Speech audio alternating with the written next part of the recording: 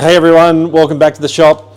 As you can see, it's painting and finishing time, or the bodywork phase of the build, as those car shows on YouTube always say.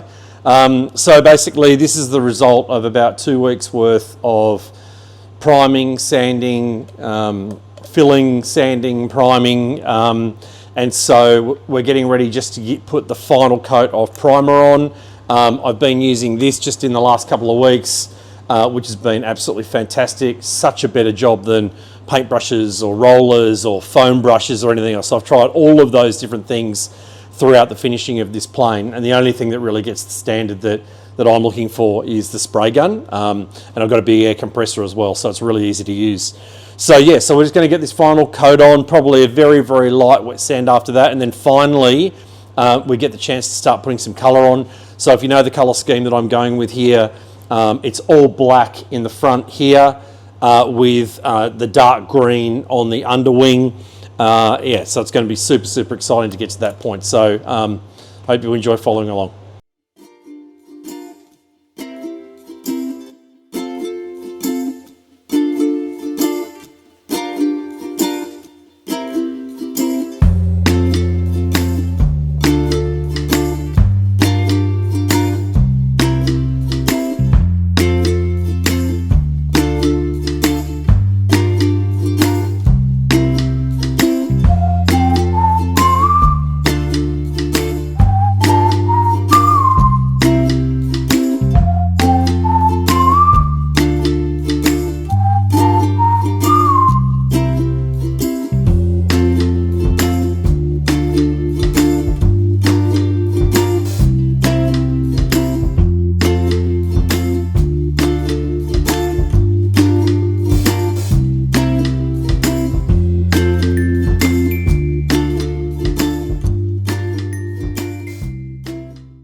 Alright, so while I've been doing all the filling and the sanding and the painting and waiting for the paint to dry and all that sort of thing, one of the things that's really iconic about the Fokker D.VII is obviously the lozenge fabric, but in the areas where the ribs are, what they actually did is they sewed the fabric down to the wooden rib.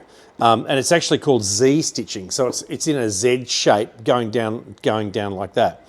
So to reproduce it on the model, it's not an easy thing to do. There's a bunch of different ways that guys do it, but one of the ways that I'd seen online was to take like a needle, put in some usual kind of white glue, so wood glue that you might buy from the hardware store, and then basically take your time and do the kind of Z all the way along the actual surface. So it's a little bit hard to see, but I'm hoping you can see that I've done it there.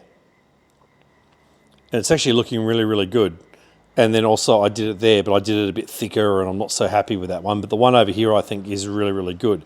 So what I would then do is I would then get a thin strip, kind of, you know, about that much, 10 mils maybe, of fabric, and put it back over the top of the Z stitch, put the dope on it and then push it down.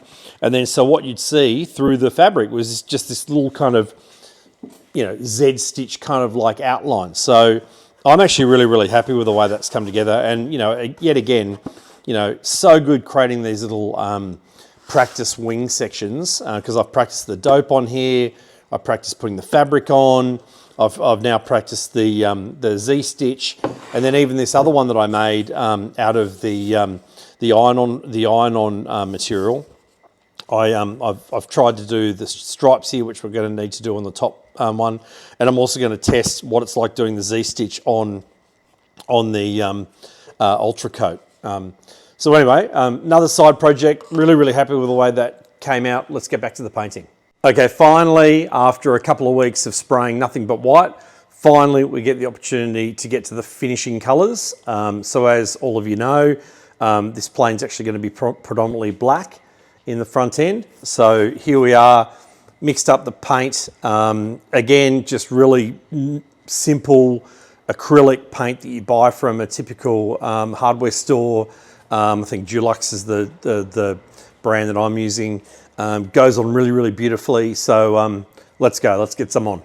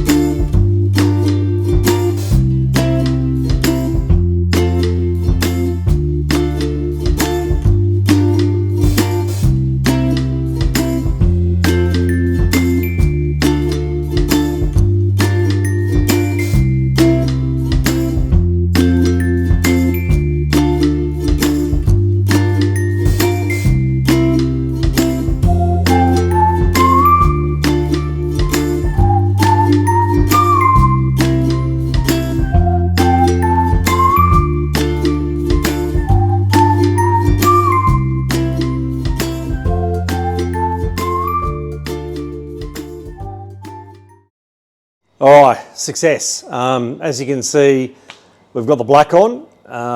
It's a big change, isn't it? Going from all white and all of the prep work we've been doing to what it is right now. But in terms of the surfaces, and you can see a couple of the surface hatches down here, just couldn't be any happier with the way the surfaces come together. So just a reminder to everyone, normally my surface preparation is 2 painted on coats of epoxy resin, sanding both coats till it's literally glassy smooth.